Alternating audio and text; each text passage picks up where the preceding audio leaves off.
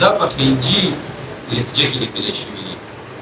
لکه سکرپټ هم بدل دی خو لهجه هم بدل ده. خلجي د پښتنو داسې لهجه ده چې هغه لرغونې لهجه باندې مونږ که اوس راواخلو مونږ یې لوستلی نه شو، لکه ډېره ګرانه ده.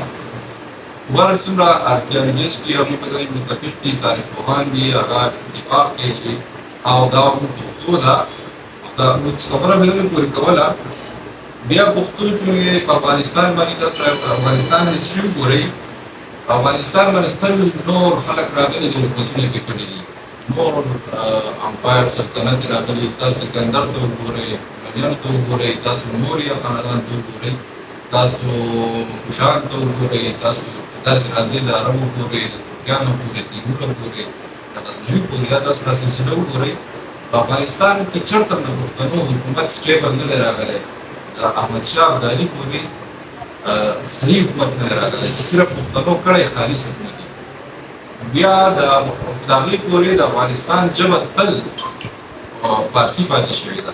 فارسي د زرو کال نه زیاته د افغانستان خالي ژبه چې کوم ده دا فارسي پاتې شوې ده. بیا په څه وخت کې د دغه مسیر رالېږي د احمدشاه ابدالي امیر شیر علي خان چې کله د افغانستان بادشاه شو په 1880 پورې هغه حکومت هغه په خپل حکومت کې پښتو ته د ریاست تعمیل ژبې نیشنل ژبې حیثیت ورکړي. هغه اعلان وکړ چې د دې ریاست ژبه چې وي دا پښتو وي. پښتو ته په تاریخ کې په اول پروتمیزل دغه ځای کې هغې ته دغه حیثیت میلاو شوی دی، د ریاست ژبه مورنۍ ژبه د ریاست ژبه ګرځول.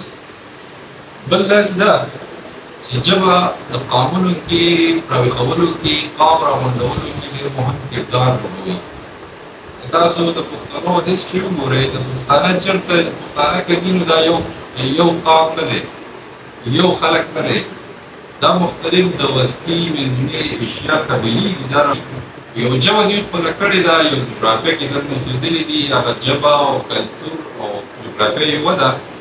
د دغې د وجې نه دې ته پښتون قام ویلی شوی دی، دې ژبې ته پښتو